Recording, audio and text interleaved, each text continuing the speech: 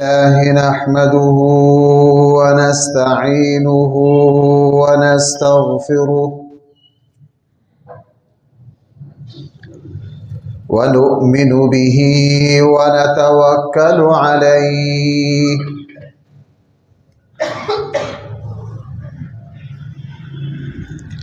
ونعوذ بالله من شرور أنفسنا ومن سيئات أعمالنا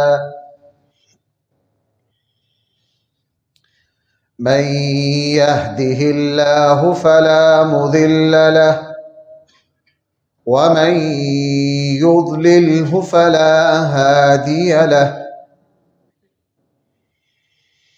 ونشهد أن لا إله إلا الله وحده لا شريك له ونشهد أن سيدنا وسندنا ومولانا محمدا عبده ورسوله صلى الله تعالى عليه وعلى آله وأصحابه وبارك وسلم تسليما كثيرا كثيرا أما بعد فأعوذ بالله من الشيطان الرجيم بسم الله الرحمن الرحيم محمد رسول الله والذين معه أشداء على الكفار رحماء بينهم صدق الله مولانا العظيم.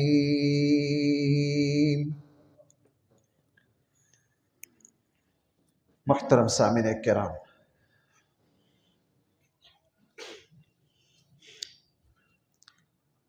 نبی کریم صلی اللہ علیہ وسلم کے ایک محبوب ترین اور چہیتے صحابی ہیں حضرت معاذ بن جبل رضی اللہ عنہ۔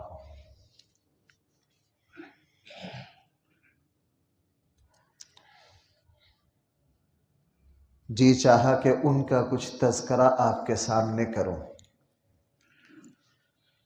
ایک حدیث ہی کافی ہے ان کی فضیلت کے لیے۔ یہ اللہ کے نبی کے ایسے محبوب اور چہیتے صحابی تھے کہ ایک دن نبی کریم صلی اللہ علیہ وسلم نے ان کا ہاتھ اپنے ہاتھ میں پکڑ کر، اللہ کے نبی جب کسی سے اپنا خاص تعلق ظاہر فرمانا چاہتے تو اس کا ہاتھ اپنے ہاتھ میں پکڑ لیتے۔ یہ اللہ کے نبی کی سنت تھی۔ آپ یوں کہہ لیجئے کہ یہ اپنائیت اور محبت کی ایک ادا تھی ہمارے آقا صلی اللہ علیہ وسلم۔ معاذ بن جبل کا ہاتھ اپنے ہاتھ میں لے کر پکڑ کر کہا، معاذ میں اللہ کی قسم کھاتا ہوں کہ مجھے تجھ سے محبت ہے۔ اللہ کے نبی نے معاذ بن جبل کا ہاتھ اپنے ہاتھ میں پکڑا، نمبر 2 قسم کھائی، اور قسم کھا کے پھر فرمایا کہ مجھے آپ سے محبت ہے۔ حضرت معاذ بن جبل نے فوراً عرض کیا، میرے ماں باپ آپ پر قربان اور فدا ہوں، میں بھی قسم کھاتا ہوں اللہ کے حبیب مجھے بھی اس کائنات میں سب سے زیادہ آپ سے محبت ہے۔ یہاں اللہ کے نبی کا بڑا پن تو لفظ چھوٹا ہے، کہاں سے لائیں اس طرح کے لفظ جو حضور علیہ السلام کے کمالات کو بیان کر سکیں۔ زبانیں بے بس ہو جاتی. اللہ کے نبی جو اس کائنات میں سب سے افضل ہستی، نبیوں کے نبی، امام، اپنے ایک شاگرد، اپنے ایک غلام، اپنے ایک صحابی سے قسم کھا کے فرما رہے ہیں کہ میں تم سے محبت کرتا ہوں. جب معاذ بن جبل نے کہا میں بھی، میرے ماں باپ آپ پر فدا اور قربان ہو، میں بھی قسم کھاتا ہوں کہ مجھے آپ سے سب سے زیادہ محبت ہے، تو پھر نبی کریم صلی اللہ علیہ وسلم نے فرمایا معاذ چونکہ تم میرے محبوب ہو اس لیے اللہ سے یہ دعا مانگتے رہا کرو، رب اعنی علی ذکرک و شکرک و حسن عبادتک. یہ اللہ کے نبی نے حضرت معاذ کو اس وقت سکھایا. اگر ہمارے جیسا ہوتا کوئی کہ میں تو اللہ کے نبی کا محبوب ہو گیا ہوں، یا آج ہمارا طریقہ ہوتا لمبی زندگی کی دعا دیتے رہتے، اچھا بیٹا جیتا رہو فلاں کرو. اس اظہار محبت کے موقع پر نبی کریم صلی اللہ علیہ وسلم نے معاذ بن جبل سے فرمایا معاذ اللہ سے یہ دعا مانگتے رہا کرو، رب اعنی علی ذکرک و شکرک و حسن، اے اللہ میری مدد فرما، میری معاونت فرما آپ کی یاد پر، آپ کے شکر پر، اور بہترین اور پوری خوبی کے ساتھ آپ کی عبادت کی ادائیگی پر، اے میرے اللہ میری مدد فرما. یہ معاذ بن جبل نبی کریم صلی اللہ علیہ وسلم نے فرمایا کہ میری امت میں حلال اور حرام کا سب سے زیادہ علم رکھنے والے معاذ بن جبل ہیں. کون ہے معاذ بن جبل؟ رسول اللہ صلی اللہ علیہ وسلم فرمایا کرتے کہ جس نے قرآن سیکھنا ہے وہ معاذ بن جبل سے سیکھے. جس نے قرآن سیکھنا ہے وہ معاذ بن جبل سے سیکھے. اور یہ اعزاز تو اتنا بڑا ہے کہ اللہ کے نبی نے اپنی زندگی میں ان کو یمن کا گورنر بنا کر بھیجا. بھائی اللہ کے نبی نے اپنی زندگی میں، آپ شاید اس کی گہرائی کو سمجھ نہیں سکے، اتنا بڑا اعزاز یمن جیسے بڑے علاقے کا گورنر بنانا ہے، اور اللہ کے نبی کسی کو گورنر بنانے کے لیے منتخب کریں، آپ اندازہ لگا لیجئے وہ کس پائے کا بندہ ہوگا. اور جب اللہ کے نبی نے ان کو یمن کا گورنر بنا کر بھیجا نا، یمن والوں کو جو خط لکھا اس میں پتہ کیا فرمایا؟ فرمایا انما بعثت لکم خیر اہلی، میں نے تمہارے لیے اس شخص کو بھیجا ہے جو میرے ساتھیوں میں سب سے بہترین ہے. جو میرے ساتھیوں میں کیا ہے؟ سب سے بہترین ہے. میں نے تمہارے لیے اس بندے کا انتخاب کیا ہے. رسول اللہ صلی اللہ علیہ وسلم کو اور اللہ کے نبی نے یمن کا گورنر بنا کر بھی خود بھیجا، اور مدینہ کی ایک مسجد کے لوگ آئے، اللہ کے نبی ہمارا کوئی امام مقرر کر دیجئے جو نماز پڑھائے. تو رسول اللہ صلی اللہ علیہ وسلم نے معاذ بن جبل سے فرمایا کہ معاذ میں اس مسجد کا امام تمہیں مقرر کر رہا ہوں، اس فلاں مسجد میں نماز تم پڑھایا کرو. اب اللہ کے نبی کسی کو گورنر مقرر کرے اور اللہ کے نبی کسی کو مسجد کا امام، نبی کی زندگی میں جو مسجد میں کیا پڑھائے؟ مدینہ کی ایک مسجد میں ہر روز حضرت معاذ نماز پڑھایا کرتے تھے. اور یہ ایک حیران کن بات ہے کہ یہ سارے واقعات جس عمر کے ہیں، حضرت معاذ کی اس وقت عمر صرف 22 سال تھی. بھائی صرف کتنی عمر تھی؟ 22 سال عمر تھی. یہ اسلام لائے، جب اسلام لائے صرف 18 سال کے نوجوان تھے. میرا یہ موضوع نہیں ہے، میں نے اس موضوع کو جہاں تک دیکھا ہے نبی کریم صلی اللہ علیہ وسلم پر ایمان لانے میں سب سے آگے نوجوان تھے. سب سے آگے کون تھے؟ حضرت عمر رضی اللہ عنہ اسلام لائے، عمر بنتی ہے 27 سال، معاذ بن جبل 18 سال، عبداللہ ابن مسعود نوجوان، حضرت علی بچے، زید بن حارثہ بالکل ینگ، زید بن حارثہ بالکل ینگ۔ بہرحال یہ اسلام لائے، اس وقت ان کی عمر 18 سال تھی، اور مدینہ کا جو دوسرا وفد نبی کریم صلی اللہ علیہ وسلم کی خدمت میں خفیہ طور پر مینا کے مقام پر جو ملا حج کے موقع پر، پہلا وفد ملا مدینہ والے، وہ تھوڑے افراد تھے جس کو بیعت عقبہ اولیٰ کہا جاتا ہے۔ اگلے سال حج کے موقع پر مدینہ کے جو لوگ، چونکہ وہ دن مکہ کے اللہ کے نبی پر بہت سخت تھے، اور اللہ کے نبی سے کوئی علل اعلان مل نہیں سکتا تھا، ملاقات نہیں کر سکتا تھا، اور ابو لہب بدبخت اللہ کے نبی کے پیچھے پیچھے لگا رہتا تھا، کسی کو ملنے نہیں دیتا تھا، چیختا تھا، چیخ کر کہتا تھا کہ یہ میرا بھتیجا جو ہے یہ دیوانہ اور مجنوں ہو گیا ہے، کوئی اس کی بات نہ سنے، کوئی اس کی بات، اور کسی نے اس نے اتنے دکھ نہیں دیے۔ ابو لہب سگا چچا ہو کر اس بدبخت نے اللہ کے نبی کو بہت دکھ دیا، اللہ نے بھی پھر اس کو پکڑا، ذلیل کیا، یہ بیمار پڑ گیا تھا، اس کے جسم پر کوڑ نکل آیا تھا، اور اللہ جل جلالہ نے بدر کی شکست ذلت دیکھنے کے لیے اس کو زندہ رکھا۔ یہ اس کی جان نہیں نکلتی، کئی مہینے یہ کوڑ میں پڑا رہا، اور بدر جب میدان بدر غزوہ بدر ہوا ہے، اس کے 3 دن بعد جا کے ابو لہب مرا ہے، اور اللہ نے اس کو خبیث کو زندہ رکھا غزوہ بدر کی ذلت دکھانے کے لیے۔ اور یہ مرا بھی اس طرح ہے، ابو لہب بدبخت، حالانکہ بڑا حسین و جمیل تھا، بنو ہاشم حضور کا خاندان، بڑے قد کاٹ کا، خوبصورت تھے سارے، اس کو ویسے تو ابو لہب نہیں نہ کہا کرتے تھے، ابو لہب آگ کا باپ، چونکہ اس کا چہرہ یوں شعلے مارتا تھا۔ لیکن بھائیو، وہ حسن و جمال جو اللہ کی نافرمانی میں آ جائے ذلیل و رسوا ہو جاتا ہے۔ کیا ہو جاتا ہے؟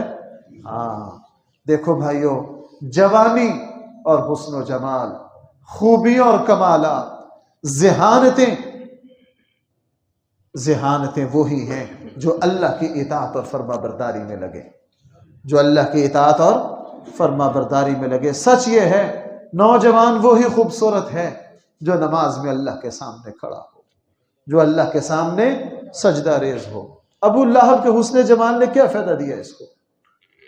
کوڑ چلا، اس کے جسم سے ایسا تعفن اٹھتا تھا کہ جن بچوں کو اس نے حکم دے کر نبی کریم صلی اللہ علیہ وسلم کی بیٹیوں کے رشتوں سے انکار کروایا تھا، طلاق دلوائی تھی، انہی بیٹوں نے اس کو گھر سے نکال کے مکہ کی آبادی سے باہر، اس کی حویلی تھی، حویلی میں پھینک دیا تھا۔ اس کو کوئی نہیں پوچھتا تھا، کوئی پانی بھی نہیں پلاتا تھا۔ اور جب یہ مر کے اس کی لاش کا تعفن پھیلا تو پھر لوگوں نے ابو لہب کے بیٹوں کو عار دلائی، اور تمہارے باپ کی لاش کئی دن سے وہاں پڑی بدبو مار رہی ہے، اس کو تو کہیں پھینک دو، اس کو تو کہیں۔ اور پھر لاش کے قریب نہیں آ سکتے تھے۔ ابو لہب کے بیٹوں نے غلاموں کو پیسے دیے، اور انہوں نے گڑھا کھودا، اور لمبے بانسوں سے اپنے چہرے پر کپڑے باندھ کر بانسوں سے یوں دھکے مار مار کے اس کی لاش کو گڑھے میں پھینکا اور اوپر مٹی ڈال دی۔ ایسا ذلیل کیوں نہ ہوتا؟ قرآن کیا کہہ رہا ہے؟ تبت یدا ابی لہب، ایسا شخص کو عزت کیسے مل سکتی ہے جس کو اللہ کی کتاب یہ کہہ دے؟ بہرحال تو حضرت معاذ بن جبل حج کے موقع پر 18 سال کے نوجوان تھے۔ آدھی رات کے آخری حصہ میں جو مدینہ کا دوسرا وفد ملا، اس وقت یہ نبی کریم صلی اللہ علیہ وسلم کی خدمت میں حاضر ہوئے اور مسلمان ہو گئے، اور پھر ساری زندگی نبی کریم صلی اللہ علیہ وسلم کے ساتھ رہے، ساری جنگوں میں شریک رہے، ساری جنگوں میں شریک رہے۔ کوئی جنگ ایسی نہیں تھی جس میں یہ نبی کریم صلی اللہ علیہ وسلم کے ساتھ شریک نہ ہو۔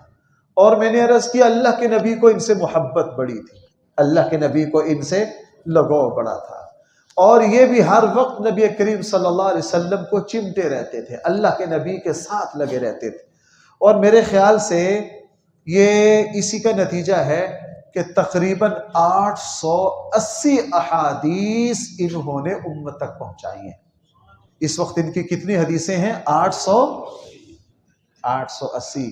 آپ کو شاید یہ عدد تھوڑا لگے، آپ کو شاید یہ عدد جو حضرات یہاں جمعہ پڑھتے ہیں نا، 10 سال ہو گئے، کس دن اکیلے بیٹھ کے جو مجھ سے باتیں سنی ہوں گی نا، ان کو ذرا ڈائری پہ لکھنا، 8-10 کے بعد بس ہو جائے گی۔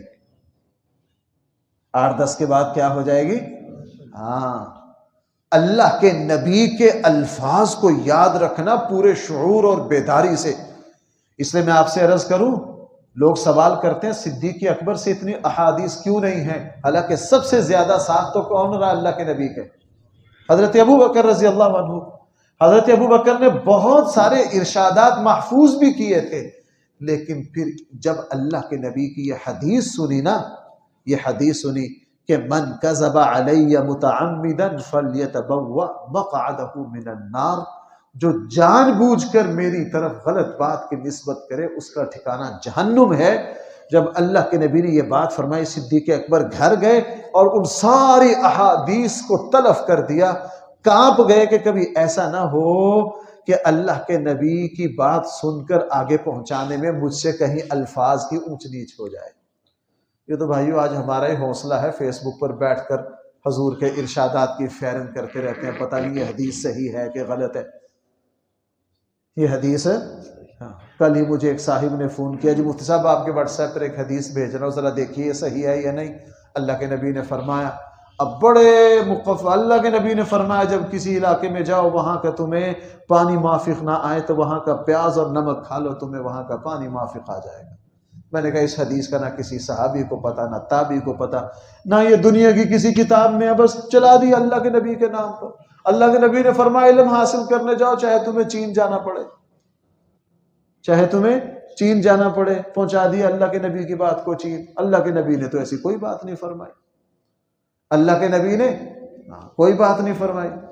اب لوگ غلط باتیں مشہور ہوگی، ایک جگہ میرا کھانا تھا، وہ میں نے پانی پیا، ایک بار مفتی صاحب اپنا جھوٹا دے دو، میں نے کہا آپ کو کیا کرنا ہے یار، اس جی مومن کے جھوٹے میں شفا۔ میں نے کہا بھئی ایسی تو کوئی حدیث نہیں، مومن کے جھوٹے میں شفا والی کوئی حدیث ہے؟ ہاں، اللہ کے نبی کے جھوٹے میں شفا تھی، صحابہ اللہ کے نبی کا جھوٹا پیتے تھے۔ ہاں، اب اللہ کے نبی اور عام مومن برابر ہے؟ یہ کوئی حدیث نہیں ہے، یہ کوئی حدیث نہیں ہے کہ جی اللہ کے نبی فرماتے ہیں کھانا اگر پانی کھانے سے پہلے، چلو اگر مجھے یاد رہا نا تو کافی سارا میرے نا ڈیری پر کو تقریباً 200 حدیثیں تو میں نے لکھ رکھی ہیں جو ادھر ادھر چلتی ہیں، وہ سرے سے حدیثیں نہیں ہیں۔ اللہ کے نبی نے فرمایا کھانے سے پہلے پانی پی لو تو سونا ہے، درمیان میں وہ مجھے پوری قصہ، درمیان میں پی لو تو کیا ہے؟ چاندی، اور آخر میں پیو تو کوئی حدیث نہیں ہے، صرف حدیث اتنی ہے، باقی سارا اوپر نمک مسالہ ہے۔ اللہ کے نبی نے صرف اتنا فرمایا کہ کھانے کے آخر میں پانی نہ پیو، بس اتنی حدیث ہے۔ کھانے کے آخر میں فرمایا اگر پینا ہی ہو تو درمیان میں پی لو۔ احادیث میں صرف یہ ہے کہ کھانے کے بعد پانی نہ پیو، لیکن ہم نے اس حدیث ہے لیکن اس میں خود اپنی طرف سے نمک مسالہ لگا کے بات کو کہاں سے کہاں پہنچا دیا۔ بہرحال تو حضرت معاذ بن جبل رضی اللہ عنہ نبی کریم صلی اللہ علیہ وسلم سے بھائی کتنی حدیثیں ہیں؟ 800، اور یہ غالباً واحد صحابی ہیں اللہ کے نبی کے ساتھ لگے رہتے، بار بار کہتے اللہ کے نبی مجھے کوئی وصیت کر دیجئے، مجھے کوئی وصیت کر دیجئے، مجھے کوئی نصیحت کر دیجئے۔ اللہ کے نبی نے ان سے بڑی باتیں فرمائی۔ وہ 880 تو بہت زیادہ ہے، میں دو چار حضرت معاذ بن جبل فرماتے ہیں ایک مرتبہ میں راستے میں کھڑا ہوا تھا تو رسول اللہ صلی اللہ علیہ وسلم نے اپنی سواری پر تشریف لائے، کہا آؤ معاذ میرے ساتھ بیٹھ جاؤ، آؤ معاذ میرے ساتھ ہے۔ میں بیٹھ گیا، اس کا صحیح بخاری میں بھی ذکر ہے۔ جب میں بیٹھ گیا، اب ظاہر ہے وہ آج کی سواریاں گاڑیاں کی تو نہیں تھی، وہ تو اس زمانے کی خچر ہے، گدھا ہے، اونٹ ہے، تو پیچھے والا ساتھ ہی ہوتا ہے۔ میں پیچھے سوار ہو گیا، اللہ کے نبی نے مجھے تھوڑی دیر چلنے کے بعد آواز دی یا معاذ، میں نے کہا لبیک و سعدیک، میں حاضر ہوں اللہ کے نبی، اتنا کہہ کے میں چکنا ہو گیا۔ تھوڑی دیر کے بعد پھر کہا یا معاذ،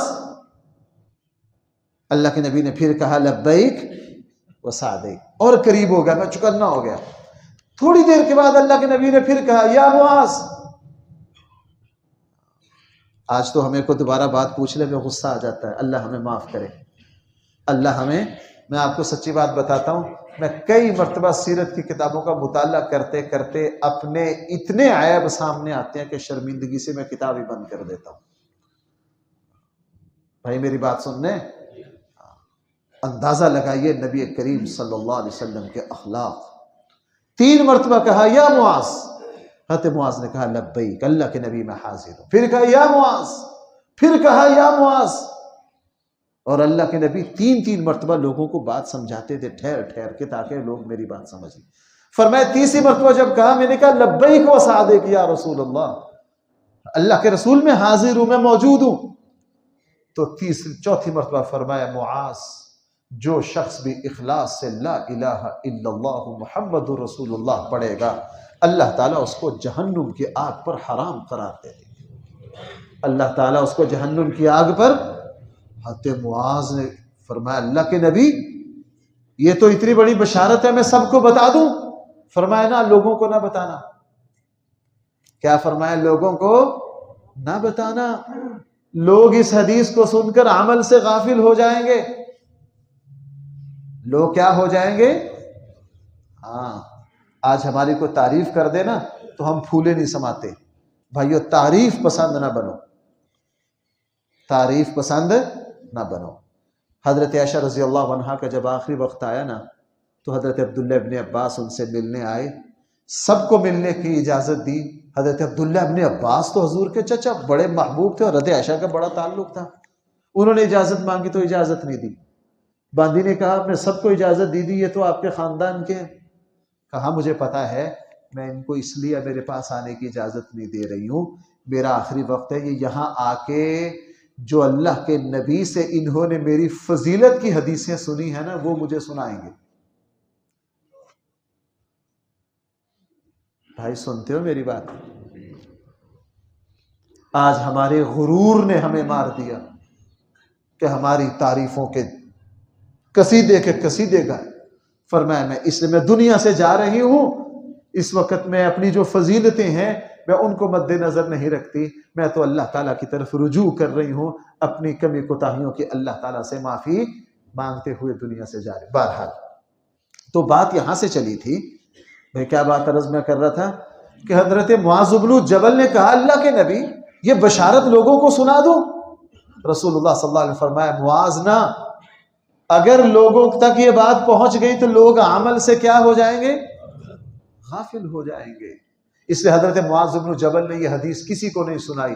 جب آخری دن آیا دنیا سے جانے لگے اس وقت کہا لوگوں میں نے اللہ کے نبی سے جو کچھ سنا تھا وہ سارا کچھ تمہیں سنا دیا، ایک حدیث باقی ہے، اللہ کے نبی نے مجھے کہا تھا وہ نہ سنانا، لوگ عمل سے غافل ہو جائیں گے، لیکن میں نے اللہ کے نبی سے یہ بھی سنا ہے کہ جس نے میری بات کو چھپا لیا اس نے، بھائی وہ مشہور حدیث ہے نا، جو مجھ سے سنو وہ دوسرے تک پہنچاؤ، جس نے علم کو چھپا لیا اس نے اپنے لیے جہنم کا ایندھن اکٹھا کر لیا۔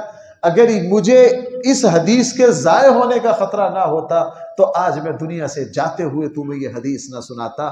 آخری دن اپنے جتنے لوگ موجود تھے انہیں کہا، پھر یہ پوری بات سنائی، میں یوں بیٹھا، 3 مرتبہ اللہ کے نبی نے مجھے آواز دی اور کوئی نہیں تھا، میں ساتھ بیٹھا تھا، پھر کہا جو اخلاص سے دل کی گہرائی سے، بھائی کس سے؟ دل کی گہرائی سے، میں نے کئی مرتبہ یہ بات سنائی ہے، میں نے بہت سے بزرگوں کو سنا تنہائی میں بیٹھ کر وہ لا الہ الا اللہ محمد الرسول اللہ اس گہرائی سے پڑھتے تھے جیسے آج مسلمان ہو رہے، آنکھوں سے آنسو جاری ہو جاتے، آنکھوں سے آنسو جاری ہو جاتے۔ جو اخلاص سے لا الہ الا اللہ محمد رسول اللہ پڑھے گا، فرمایا اللہ تعالیٰ اس کو جہنم کی آگ پر۔ حضرت معاذ بن جبل اللہ کے نبی سے کہا اللہ کے نبی مجھے کو وصیت کر دیجیے، اور میں نے عرض کی اکثر کہتے رہتے تھے اور اللہ کے نبی نے ان کو کبھی بھی انکار نہیں کیا۔ بعض صحابہ کو اللہ کے نبی کہہ دیتے تھے کہ یار سوال کم کیا کرو، لیکن معاذ بن جبل کو منع، اللہ کے نبی کو ان سے بڑی محبت تھی، بار بار ہر موقع اللہ کے نبی مجھے کو وصیت کر دیجئے۔ نبی کریم صلی اللہ علیہ وسلم نے فرمایا معاذ میں تجھے وصیت کرتا ہوں اپنے عمل میں اخلاص رکھ، اخلاص کے ساتھ تھوڑا سا عمل کل قیامت والے دن تیری نجات کے لیے کافی ہو جائے۔ بھائی کتنا عمل؟ تھوڑا سا عمل اخلاص کے ساتھ۔ دوسرے موقع پر کہا اللہ کے نبی مجھے کوئی وصیت کر دیجئے۔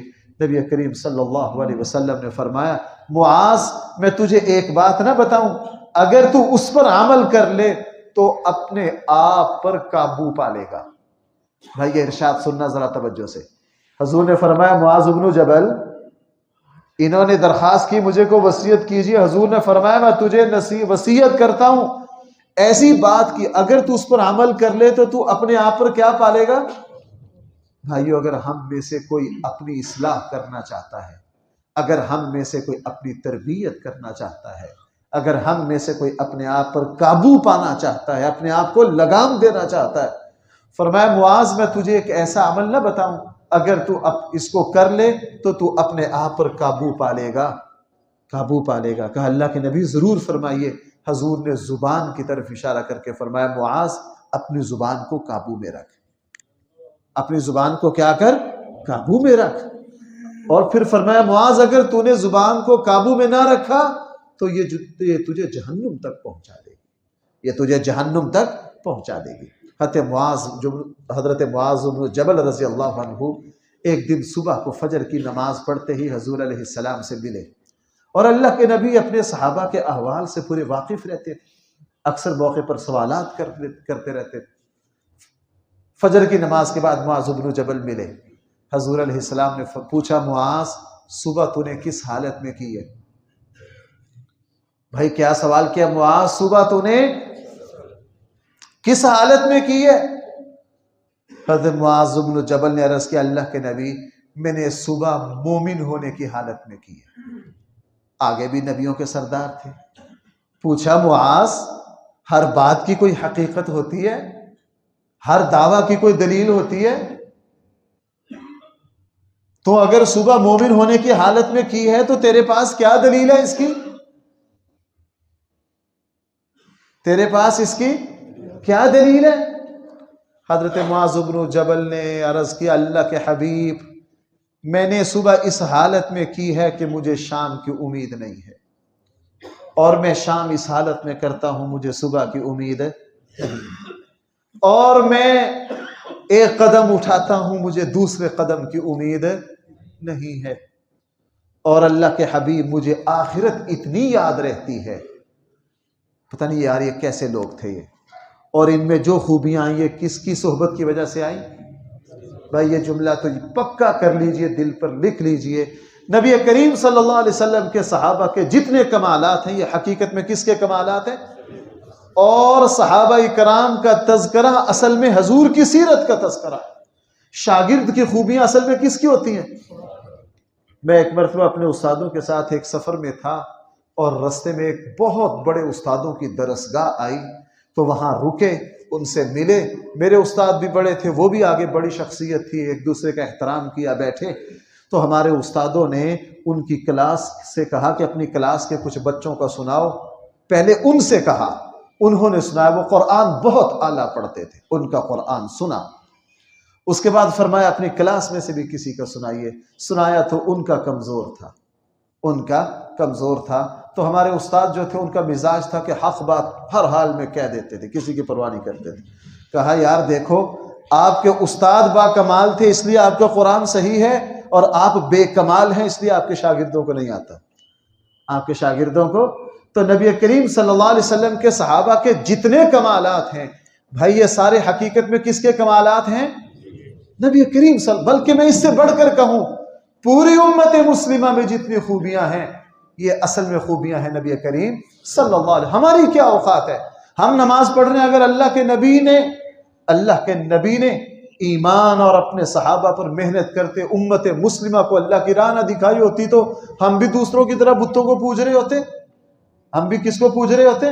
بہرحال تو نبی کریم صلی اللہ علیہ وسلم نے معاذ بن جبل سے پوچھا معاذ کس حالت میں صبح کی ہے؟ معاذ بن جبل نے عرض کیا اللہ کے نبی مومن ہونے کی حالت میں۔ فرمایا معاذ ہر دعویٰ کی دلیل ہوتی ہے، ہر چیز کی حقیقت ہوتی ہے۔ تیرے مومن ہونے کی کیا دلیل ہے، کیا حقیقت ہے؟ حضرت معاذ نے عرض کیا اللہ کے حبیب صبح کی ہے، شام کی امید نہیں، شام کرتا ہوں صبح کی امید نہیں، ایک قدم رکھتا ہوں دوسرے قدم کی امید نہیں ہے، اور میں آخرت کو اتنا یاد رکھتا ہوں، اتنا یاد رکھتا ہوں کہ مجھے یوں لگتا ہے کہ ساری امتیں گھٹنوں کے بل اپنے نامہ اعمال کے ساتھ اللہ کی بارگاہ میں حساب و کتاب کے لیے پیش ہو رہی۔ جب یہ بات کہی نا تو ایک حدیث میں یہ ہے کہ رسول اللہ صلی اللہ علیہ وسلم نے معاذ بن جبل کے سینے پر یوں ہاتھ مارا، سینے پر کیا مارا؟ ہاتھ مارا، اور ہاتھ مار کر کہا معاذ تو ایمان کی حقیقت کو پا گیا ہے۔ کیا فرمایا؟ تو ایمان کی حقیقت کو پا گیا۔ اب ایمان کی حقیقت اس حدیث سے کیا پتہ چلی؟ ایمان کی حقیقت یہ ہے کہ اس دنیا کی زندگی پر اعتماد و بھروسہ نہ ہو، موت ہر وقت یاد رہے، موت کیا رہے؟ ہر وقت یاد رہے۔ جتنی موت یاد رہے گی، جتنا اس طرف دھیان رہے گا کہ میں نے اپنی زندگی کے ایک ایک لمحے کا حساب اللہ کو دینا ہے، اور یوں لگے کہ میں اب اللہ کی بارگاہ میں پیش ہوا، میں اب اللہ کی بارگاہ میں پیش ہوا، ایمان اتنا ہی کامل ہوگا۔ ایمان کیا ہوگا؟ اتنا ہی۔ نبی کریم صلی اللہ علیہ وسلم سے پھر درخواست کر دی، اے اللہ کے حبیب ایمان لانے کے بعد سب سے افضل عمل کون سا ہے؟ نبی کریم صلی اللہ علیہ وسلم نے فرمایا ایمان لانے کے بعد افضل ترین عمل یہ ہے کہ تو اگر کسی سے محبت کرے اللہ کے لیے، اگر کسی سے نفرت کرے وہ بھی اللہ کے لیے۔ اگر کسی سے محبت کرے، بھائیو یہ چھوٹی چھوٹی باتیں، اور میں جمعے میں سادہ سادہ باتیں عرض کرنے کا عادی ہوں، یہ چھوٹی چھوٹی باتیں لیکن یہ ایمان کی ایسی گہرائیاں ہیں۔ کسی سے محبت ہو کس کے لیے؟ اگر کسی سے نفرت ہو ذات کی وجہ سے نہیں۔ آج امت مسلمہ کا ذاتی تعصب نے، گروہی تعصب نے بیڑا غرق کر دیا۔ اگر کسی کی نیکی کا پتہ چلے دل میں اس کا احترام پیدا ہو جائے، اگر کسی کے بارے میں برائی کا خیال آئے تو فوراً دل میں افسوس ہو۔ دوسرے کا مقام نیکی کی وجہ سے آئے۔ کس کی وجہ سے آئے؟ نیکی کی وجہ سے آئے۔ کہا اللہ کے نبی ایمان لانے کے بعد افضل عمل کون سا ہے؟ نبی کریم صلی اللہ علیہ وسلم نے فرمایا معاذ اگر تو کسی سے محبت کرے کس وجہ سے؟ اور یہاں اللہ کے نبی نے جو حضرت معاذ بن جبل سے محبت کا اظہار کیا کس کے لیے؟ اللہ کے لیے۔ اور اگر کسی سے نفرت کرے وہ بھی کس کے لیے؟ اور میں اس ہفتے کے درس میں عرض کر رہا تھا، ہجرت میں نبی کریم صلی اللہ علیہ وسلم کے صحابہ نے مکہ جیسے عظیم الشان شہر کو، جو اللہ کی زمین پر سب سے افضل شہر ہے، اللہ کے نام پر چھوڑ دیا، اور بعد میں اللہ نے پورا عرب کیا ساری دنیا ان کے ہاتھوں فتح کروا دی، اور اللہ نے ان کو عرب کا بادشاہ بنا دیا، ان کی حکومتیں آ گئیں۔ لیکن خلفائے راشدین کسی صحابی نے دوبارہ مکہ میں رہنا گوارا نہیں کیا۔ حضرت ابوبکر، حضرت عمر، عثمان و علی رضی اللہ عنہما مکہ تشریف لاتے، حج اور عمرے کے فوراً بعد چلے جاتے، اور بعض مرتبہ لوگ ان کو کہتے یہ آپ کا باپ دادے کا شہر ہے، آپ یہاں رہتے کیوں نہیں؟ تو فوراً کہتے جس شہر کو ہم نے اللہ کے لیے چھوڑ دیا ہے ہم اس کو دوبارہ وہاں رہنے کے لیے تیار ہیں۔ کیوں؟ مکہ کو کس لیے چھوڑا؟ اللہ کے لیے چھوڑا۔ مکہ کو اللہ کے لیے چھوڑا۔ آج ہم بھائیو ناراض نہ ہونا، چندہ دیتے ہیں اللہ کے لیے، چندہ دیتے ہیں کس کے لیے؟ اللہ کے لیے۔ غصہ رکھتے ہیں مولوی صاحب پر اور مسجد کی انتظامیہ پر۔ غصہ رکھتے ہیں کس پر؟ مولوی صاحب پر اور مسجد کی انتظامیہ پر۔ اگر غصہ مسجد اور ادارے کی انتظامیہ پر ہے چندہ دینے کے بعد، اگر مولوی صاحب نے کبھی آپ کی بات نہیں سنی، آپ نے مسجد کو چندہ دینا بند کر دیا، تو جناب یہ چندہ اللہ کے لیے نہیں ہے۔ وہ بات تو میں نے بڑی مرتبہ سنائی ہے، شیخ سعدی نے خود گلستان میں خود ذکر کیا۔ بادشاہ وقت نے شیخ سعدی کی دعوت کی، شیخ سعدی فقیر آدمی تھے، کسی نے بتایا، جب وہاں گئے انہوں نے کہا جی میں تو اپنے فقر میں ہی جاؤں گا، ٹوٹا جوتا جس طرح کا حلیہ تھا شیخ سعدی کا، چونکہ دنیا میں پھرتے رہے شیخ سعدی، سیر و سیاحت کے عادی تھے، اسی فقر کی حالت میں گئے۔ دربان سے جب بادشاہ کے اس پر قلعے پر پہنچے، شاہی محل پر پہنچے، تو دربان نے جانے نہیں دیا۔ بڑی منت سماجت کی، یار میں ابھی شاہی مہمان ہوں. اس نے کہا اپنا حلیہ دیکھو. شیخ سعدی کو بڑا غصہ آیا، واپس آ کے کرائے پر کپڑے شپڑے لیے. اس زمانے میں بھی کرائے پر چیزیں مل جاتی تھی، خود گلستان میں ذکر کیا، یہ بھی پرانا چلا آ رہا ہے کرائے پر کپڑے لینا. تو کپڑے لیے، دوبارہ وہ کھل کی ٹوپی اور کھونڈی اور سارا کچھ لے کر دوبارہ گئے. انہوں نے کہا جی آئیے جی ماشاءاللہ جی، جبے کبے سے پہچان کے شاہی مہمان. اب جب دسترخوان بیٹھا، بہت بڑے بڑے وزراء، شیخ سعدی کو علم کی وجہ سے بادشاہ نے اپنے ساتھ بٹھایا. بادشاہ نے اپنے ساتھ بٹھایا. واقعی شیخ سعدی حکیم تھے، زبان سے حکمت ہر وقت جاری رہتی تھی. جب کھانا آ گیا، شیخ سعدی نے جو تو کیا کیا، اپنا وہ جو جبہ تھا اس کا پلہ لیا، وہ جو سالن کا جو ڈونگا شونگا جو اس زمانے کا جو ہوگا اس کے اندر دے دیا. اب سارے ہکے بکے رہ گئے. تھوڑی دیر میں اپنی ٹوپی نکالی، وہ بھی سالن والے اس کے اندر ڈال دی سارا. اب سارے حیران ہو گئے، سناٹا چھا گیا. اتنا بڑا عالم اس کو کیا ہو گیا، اتنا بڑا عالم اس کو کیا. بادشاہ نے کہا حضرت کیا ہو گیا آپ کو، خیر ہے؟ کہنے لگے بالکل خیر ہے. کیا ہو گیا، کیوں پریشان ہوتے ہو؟ میں بالکل ٹھیک ہوں، پریشان نہ ہو. کہنے لگے یہ کیا کر رہے ہیں؟ کہنے لگے بھائی جن کی دعوت ہے ان کو روٹی کھلا رہا ہوں، جن کی دعوت ہے ان کو روٹی کھلا رہا ہوں. دعوت میرے کپڑوں کی ہے، میری پگڑی کی ہے، میرے جبے کی ہے، میری تو ہے نہیں. تو جن کی دعوت ہے وہی کھائیں. اگر میری ہوتی میں تو پہلے بھی آیا تھا، مجھے کسی نے قبول نہیں کیا، ان کپڑوں کے ساتھ آیا ہوں. تو بھائی ہماری حالت بھی یہ ہے، ہماری حالت بھی یہ ہے. اگر کہیں چندہ دے کر وہاں کی انتظامیہ نے، مولوی صاحب نے بات نہیں مانی، ہم ناراض ہو گئے، تو جناب اللہ کی قسم یہ چندہ قبول ہے. یہ چندہ آپ نے اللہ کو نہیں دیا، اللہ کو نہیں دیا. اگر اللہ کو دیا ہوتا تو مولوی صاحب اور مسجد اور کسی ادارے پر کیوں ناراض ہو گیا، کسی ادارے پر کیوں ناراض ہو گیا. اور ہمارے ساتھ بھائی ایسے ایسے واقعات ہوتے ہیں. اس لیے میں چندہ مانگنے سے اللہ کی بڑی پناہ مانگتا ہوں.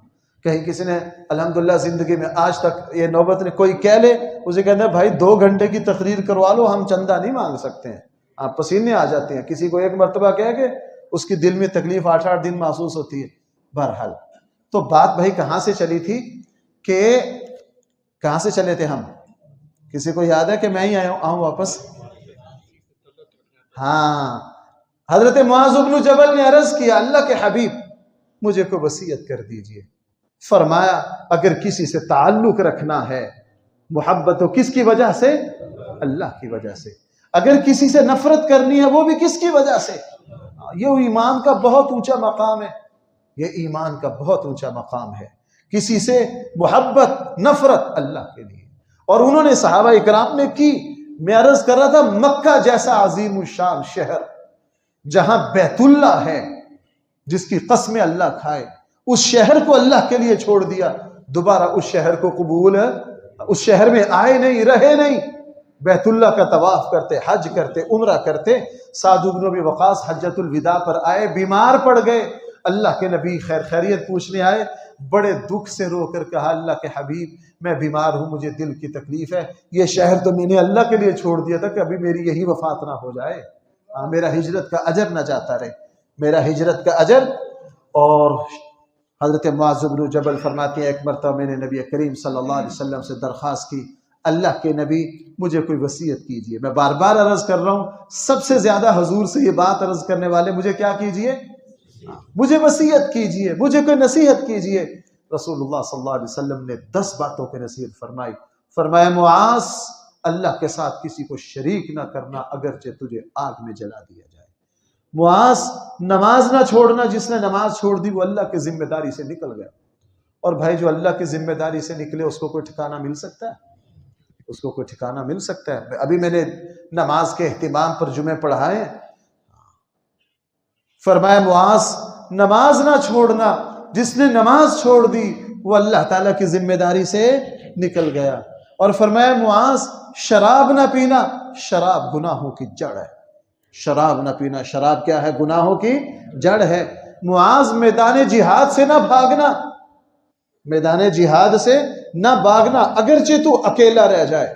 جب اللہ کے لیے کسی میدان میں کھڑا ہوا ہے پھر کسی سے ڈرنے کی ضرورت نہیں. اور بھائی اخلاص کا ایک، میں آپ سے سچ بات عرض کروں، اخلاص کا ایک فائدہ یہ ہے کہ پھر بندہ کو اللہ کے علاوہ کسی کی کوئی پرواہ نہیں ہوتی. منافق ہر بندے سے ڈرتا ہے، ریاکار ہر بندے سے ڈرتا ہے. اپنے عمل میں اخلاص رکھیے. ایک حدیث ہے حضور نے فرمایا تو عمل اللہ کے لیے کر، اللہ تیری حفاظت کرے گی، اللہ تیری نگہبانی کرے گی۔ اللہ کیا کریں گے؟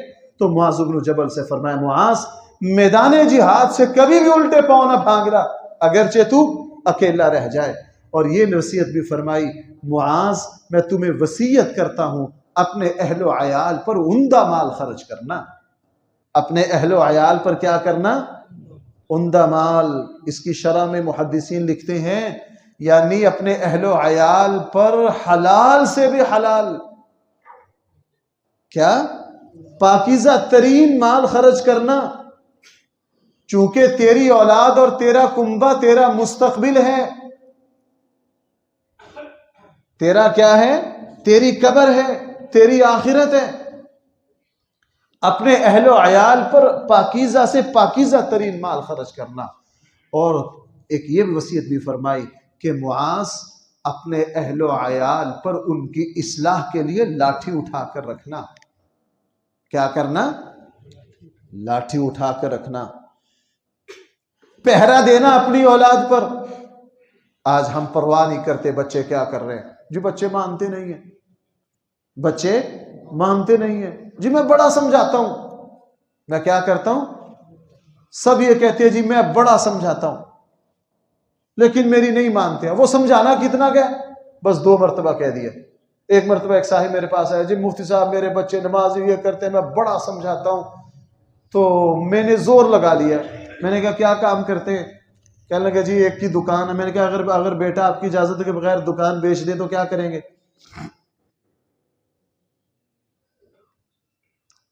اگر دکان بیچنے کے برابر نماز چھوڑنے پر آپ نے بیٹے سے غصہ کر لیا پھر تو ٹھیک ہے۔